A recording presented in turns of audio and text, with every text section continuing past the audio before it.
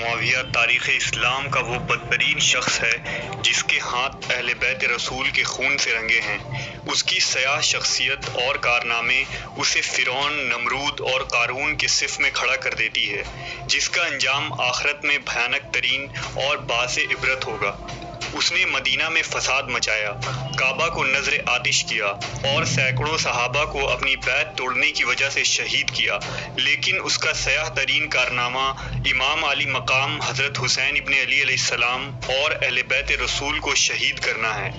یزید ملعون کا پورا نام یزید بن معاویہ بن ابو سفیان الاموی تھا، جس کی ولادت 25 ہجری یعنی سن 645 عیسوی میں حضرت عثمان غنی رضی اللہ تعالیٰ عنہ کے دور خلافت میں ہوئی۔ یزید کی ماں میسون ایک عیسائی عورت تھی جس کا تعلق شام کے کلبیہ قبیلے سے تھا۔ یزید کی پرورش شام کے دیہات میں ہوئی اور ایک عیسائی دایا نے اس کی پرورش کی، اس لیے اسے نصرانی طریقے سے پرورش کیا گیا۔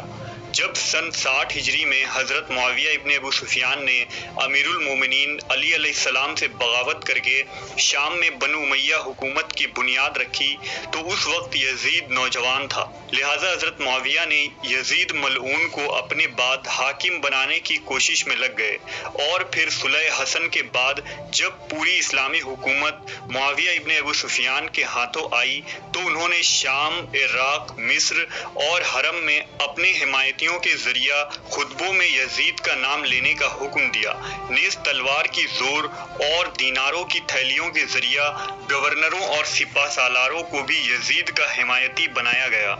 امام حسن علیہ السلام کے ساتھ کی جانے والی شرائط کو توڑ دیا گیا۔ سن 60 ہجری میں نبی صلی اللہ علیہ وسلم کی پیشن گوئی کے مطابق یزید تخت نشین ہوتا ہے اور تاریخ اسلام کا ایک سیاہ باب کھل جاتا ہے۔ کچھ اصحاب رسول یزید کی بیعت سے صریح طور پر انکار کر دیتے ہیں، جن میں اس وقت کے سب سے افضل شخص اور نواسۂ رسول حضرت حسین ابن علی بھی شامل تھے۔ اس بات کا بہت زیادہ اندیشہ تھا کہ کہیں اسلامی حکومت کے اندر بغاوت نہ پھوٹ پڑے اور لوگ حضرت حسین ابن علی کو اپنا رہنما بنا کر خروج نہ کر دیں۔ اس جرم میں امام حسین اور اہل بیت رسول کو سن 61 ہجری میں میدان کربلا میں یزید کے حکم سے شہید کر دیا جاتا ہے اور ان کے سر کو بطور عبرت شام کے بازاروں میں نیزوں پر بلند کیا جاتا ہے اور لوگوں کو دکھایا جاتا ہے کہ بغاوت کا کیا انجام ہوتا ہے۔ یزید کی ذاتی زندگی کو مورخین نے فحاشی، برائی، خباثت اور سرکشی سے بھرا ہوا لکھا ہے۔ امام طبری نے نقل کیا کہ صحابی رسول حضرت عبداللہ ابن حنظلہ رضی اللہ تعالیٰ عنہ اور اصحاب کی ایک جماعت نے جب یزید کے متعلق معلومات کی اور اس کے دربار پہنچے تو اسے ایک سرکش حاکم پایا، لہٰذا حضرت عبداللہ ابن حنظلہ کہتے ہیں کہ خدا کی قسم ہم یزید کے دربار سے اس حال میں باہر نکلے کہ ہمیں آسمان سے پتھر برسنے کا خوف تھا۔ وہ ایک بے دین، شراب خور، موسیقار کا چاہنے والا، کتوں اور بندروں سے کھیلنے والا اور زنا کرنے والا شخص تھا۔ علامہ مسعودی لکھتے ہیں کہ یزید کی زندگی فرعون کے مثل تھی۔ شہادت حسین کے بعد بھی یزید ملعون نے لوگوں پر بے دریغ ظلم کیے۔ جب مدینہ والوں نے اس کی بیعت توڑی تو اس نے شامی لشکر کو مدینہ بھیجا اور مدینہ کو 3 دنوں کے لیے سپاہیوں پر حلال کر دیا۔ ان 3 دنوں میں سپاہیوں نے مدینہ والوں پر مسلسل ظلم کیے، صحابہ اکرام کو قتل کیا، لوگوں کے مال لوٹے، عورتوں کے ساتھ زنا کیا اور مسجد نبوی میں اپنے گھوڑے باندھے۔ پھر 63 ہجری کے آخر میں جب حضرت عبداللہ ابن زبیر رضی اللہ تعالیٰ عنہ نے مکہ میں اپنی امارت قائم کر لی تو یزید کے حکم سے شامی فوج نے مکہ پر چڑھائی کر دی اور حرم میں منجنیقے پھینکے، جس سے کعبہ میں آگ لگ گئی، بیت اللہ کی ایک دیوار بھی شہید ہو گئی۔ بقول اسیران کربلا یزید کی حکومت کے اب گنتی کے چند دن رہ گئے تھے اور قریب ہی وہ دنیا اور آخرت میں تباہ و برباد ہونے والا تھا۔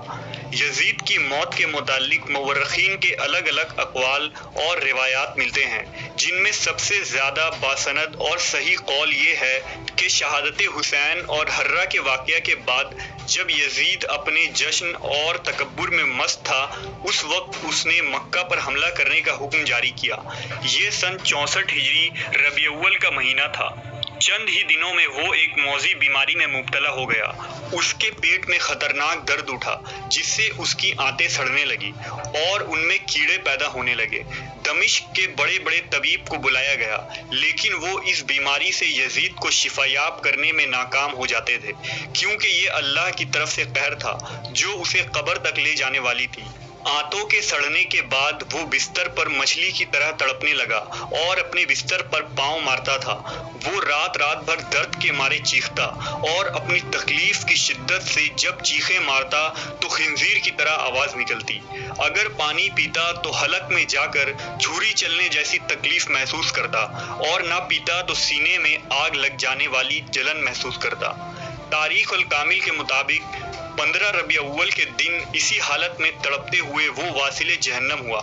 جب اس کے درباری اس کے قریب گئے تو یزید کی لاش سے بھیانک بدبو آنے لگی جس سے لوگ دور بھاگنے لگے۔ ایک روایت کے مطابق اسے مقام حرین میں دفن کیا گیا اور جب بنی عباس کی حکومت آئی تو انہوں نے یزید اور اموی حاکم کے قبر کو پھر سے کھود کر جب اس کی لاش باہر نکالی تو وہ بدترین حالت میں تھی جسے خلیفہ منصور نے باعث عبرت سولی پر چڑھانے کا حکم دیا۔